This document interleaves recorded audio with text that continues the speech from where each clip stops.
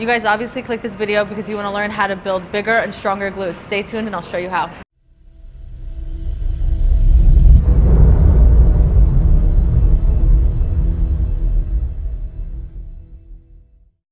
Hey, I'm Heba from Evolve Nation. I want to hear some of your favorite glute exercises. Leave them in the comments below. One of the most common mistakes people make when they're training their glutes is they don't activate their glutes before going into big compound movements or their workout in general.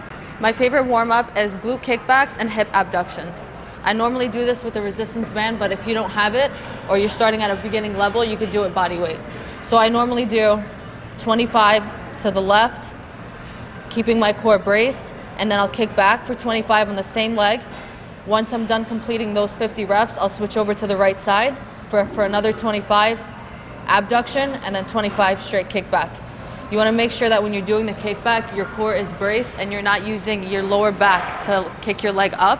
So one thing that I like to think about is like a cat position. You want to almost round your back a little bit, tighten your core, make sure it's braced, and kick back and focus on squeezing your glute rather than doing that, which is completely stressing your lower back. So that's one of the favorite exercises that I like to do to warm up before I go into hip bridges or any sort of compound movement. Once you've completed 3 to 4 rounds of the warm up with the kickbacks and abduction, you can go into your first set of one of my favorite compound movements is the weighted hip bridge. I like to do 8 reps, 8 to 12. This is a heavier weight, so I'm going to lift every rep and pause at the top for 8 to 12 reps.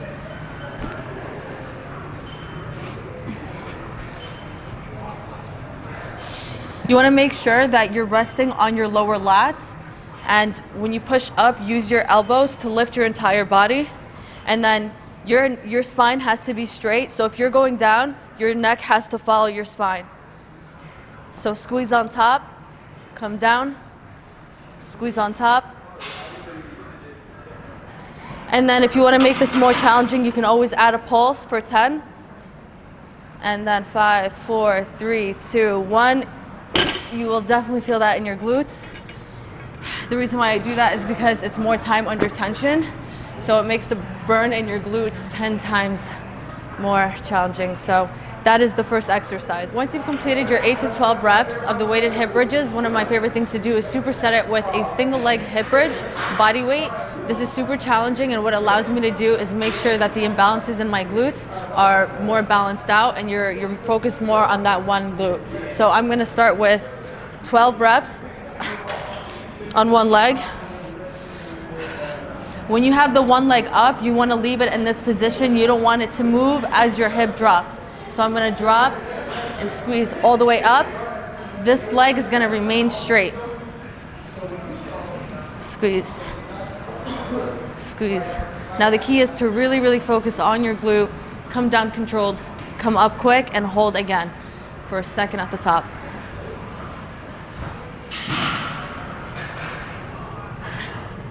Okay, there you go, 12 on each leg.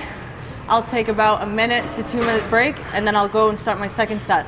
I do this for about 2 to 4 sets. People made me think of one thing. So these one-legged glute bridges she was doing, we used to do these before we did our squats, actually. This was a great activation exercise before squats. So another thing you can do is do these one-legged glute bridges, like people just showed, and then follow that up with squats, and you'll notice you'll feel your squats. You'll feel your glutes better when you squat. So try that. A common question I get is, how do you know when you're going too heavy? And usually it's very simple. If you're not feeling it in your glutes or hamstrings more than you're feeling it in your lower back, then it's too heavy for you. Because sometimes going lighter gives you more results than going heavier because you're targeting the muscle the right way. So doing time under tension under a lighter weight with more time under tension will give you more results than doing a heavier weight that your body's not performing in the right form. When you're going up in weight, don't jump too drastically. I recommend doing 20 to 40 pound increase so that you still have volume in your reps and sets. All right guys, my third final exercise that I love to do for my glutes is the Bulgarian split squat. This is so good for not only increasing strength and size in your glutes, but it fixes any muscle imbalances. I hear a lot of people talking about one glute being bigger than the other one, so doing isolation, single leg work definitely evens out your glutes. One thing you can do is make sure that your knee is right in line with your heel. When your knee is in line with your heel, you'll get more glutes. If your knee is going past your heel, then you're gonna get more thighs, and it's also more stress on your knee. So you wanna make sure that you take far enough of a stride, weight is on the heel, knee is aligned with your heel, you're going straight down and driving up with your glutes and squeezing real tight. Come down controlled, come up, squeeze with your glutes. And if you want even more engagement with your glutes, you can tilt forward a little bit, come down and drive up with your glutes, just like that.